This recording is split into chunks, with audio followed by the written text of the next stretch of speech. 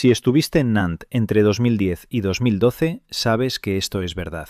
Yo estuve allí. Y hay algo que nunca se cuenta cuando se habla de esa ciudad. No es el río, no es el ambiente, no son los bares, son los carteles. Estaban por todas partes. Farolas, paradas de tranvía, entradas de facultades, fotos de chicas, siempre chicas. 20, 21, 22 años, sonriendo, desaparecidas. Al principio no le das importancia, piensas que es algo puntual, una mala racha, pero cuando pasan las semanas y los carteles no desaparecen, sino que cambian de cara, empiezas a darte cuenta de que algo no va bien. Porque no eran 2, ni 3, eran muchos, demasiados, y todos demasiado parecidos. Misma edad, misma zona, misma noche. Siempre de madrugada, siempre después de salir. La versión oficial era clara: alcohol, caídas al río, accidentes.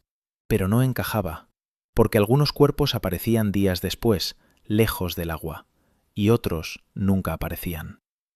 Pero en los foros de la universidad se hablaba de otra cosa, algo que nadie se atrevía a decir en voz alta: que el río tenía memoria, que la ciudad estaba marcada, que cada cierto tiempo algo despertaba. Y siempre buscaba lo mismo: gente joven, sobre todo mujeres. Yo no creía en nada de eso, hasta que empecé a salir por la zona de bares junto al río. Al principio todo era normal, música, risas, gente, pero cuando salías, cuando te alejabas del ruido, algo cambiaba. El silencio no era natural, era pesado, como si el aire se volviera más denso. Había zonas donde la luz no terminaba de entrar. No era que no hubiera farolas, era como si la luz no quisiera quedarse. Y en esas zonas siempre tenía la misma sensación, que alguien me estaba mirando, pero no desde lejos, desde muy cerca, demasiado. Una noche lo entendí. Volvía solo, tarde, muy tarde, y la vi, una chica, caminando delante de mí, a unos metros, nada raro, hasta que pasó por una de esas zonas oscuras y se detuvo, en seco, como si alguien la hubiera llamado, como si estuviera escuchando algo que yo no podía oír. Yo también me detuve, y entonces la oscuridad se movió, y lo que salió de esa oscuridad no era humano. No la atacó, y eso fue lo peor. Al principio pensé que era una persona, una sombra, alguien escondido, pero no. Se movía de forma incorrecta, como si no tuviera peso, como si el suelo no importara. Se deslizó hacia ella, sin hacer ruido, sin prisa, como si supiera que no iba a escapar. La chica no gritó, no se movió, no intentó huir. Era como si ya hubiera aceptado lo que iba a pasar. Y entonces lo vi. La cara. O lo que debería haber sido una cara. Piel, demasiado tensa, como si estuviera estirada desde dentro. Y debajo algo se movía, como si no fuera uno solo, como si hubiera más, muchos más, intentando salir. No la atacó, no como esperas, no fue violento, fue lento, casi íntimo. La rodeó, se pegó a ella, y entonces ella sonrió.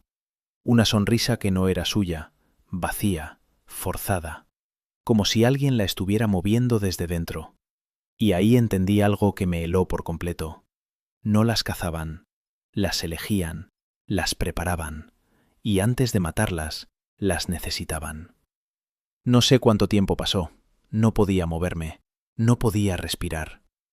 Hasta que cometí un error, pisé una rama. El sonido fue mínimo, pero suficiente.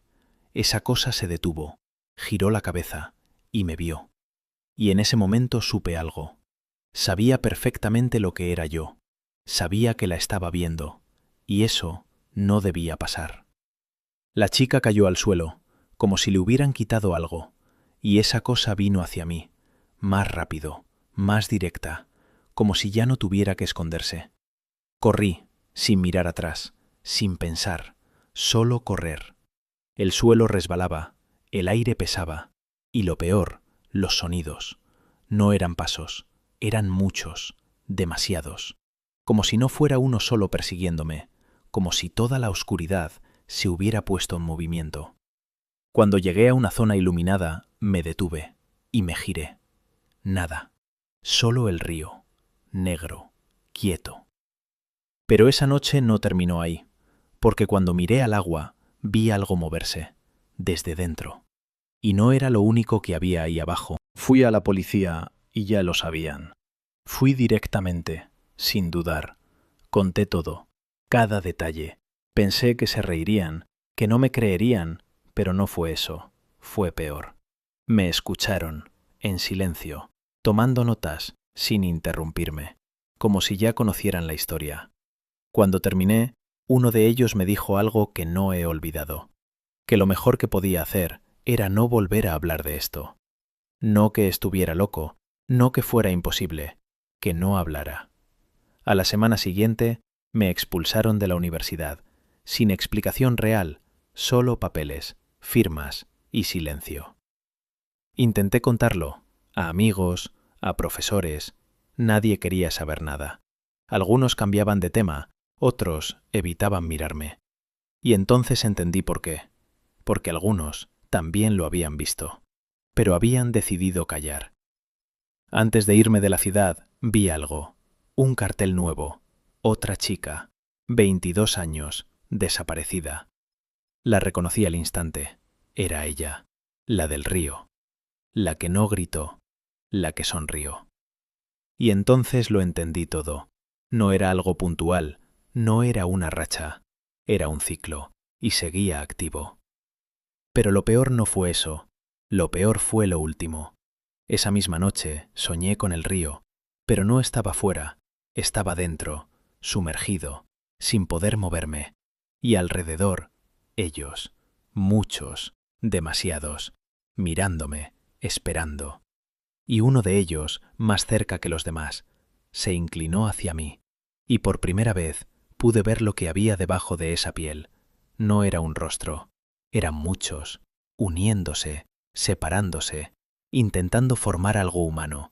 Y entonces habló, no con voz, directamente en mi cabeza, y dijo: «Ahora tú también nos has visto, ahora nosotros también podemos verte a ti».